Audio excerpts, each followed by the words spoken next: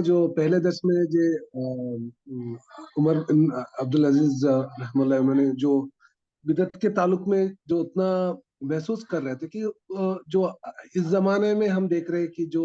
بدعت ہے اور اس زمانے میں جو بدعت ہے وہ الگ قسم کا، کیونکہ اتنا الگ قسم کی بدعت تھی، آج کے زمانے میں الگ قسم کی بدعت ہے۔ جب بدعت کا لفظ آپ سنتے رہتے ہیں نا، اس زمانے کی جو بدعتیں تو وہ عقیدے کی بدعتیں ہوتی تھیں، آج کل زیادہ تر عمل کی بدعتیں۔ اور مطلب کیا تھا کہ اس زمانے میں جیسے ان کا جو دور گزرا ہوا ہے، ابھی ہم نے آپ سے کہا 99 ہجری ہے، ہجرت کا جو ہے 99 ہجری، اور سب سے پہلے جو بدعت جو شروع ہوئی تھی وہ خوارج کی بدعت تھی۔ یہ علی رضی اللہ تعالی عنہ کے دور خلافت میں اس کی شروعات ہو جاتی ہے، تو 40 ہجری کا واقعہ ہے، یعنی اس سے پہلے، بلکہ 40 ہجری سے پہلے کا وہ شروع ہو جاتی ہے۔ اور اس کے بعد ہی جو ہے بصرے کے اندر، کوفے کے اندر پھر تشیع کی بنیادیں، خوارج کے مقابلے میں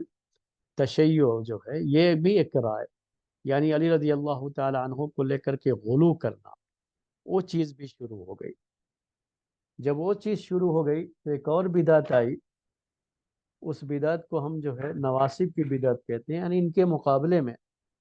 بنو امیہ کے لوگوں کو یا شیعہ لوگ بہت برا بھلا کہتے تھے، امیر معاویہ کو اور ان کے جو ہے جو بھی بنو امیہ کے خلفاء تھے، لوگ تھے، ان کے خلاف ان لوگوں کے جو ہے چیزیں، ان کے عقیدے صحیح نہیں تھے، تو انہوں نے بھی جو ہے ان کے مقابلے میں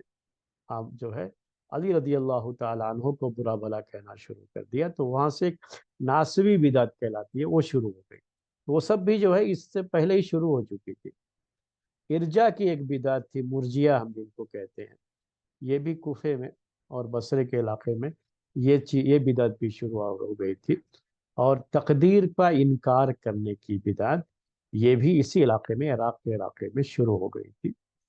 تو یہ سب بدعتیں تھیں، بہت ساری اس طرح کی غلط چیزیں تھیں جو آ گئی تھی، اور ان چیزوں کو امت سے ختم کیا جائے، اس کی کوشش ان کی بڑی کوشش تھی اور بڑی خواہش تھی کہ یہ سب چیزیں ختم ہو جائیں۔ جی،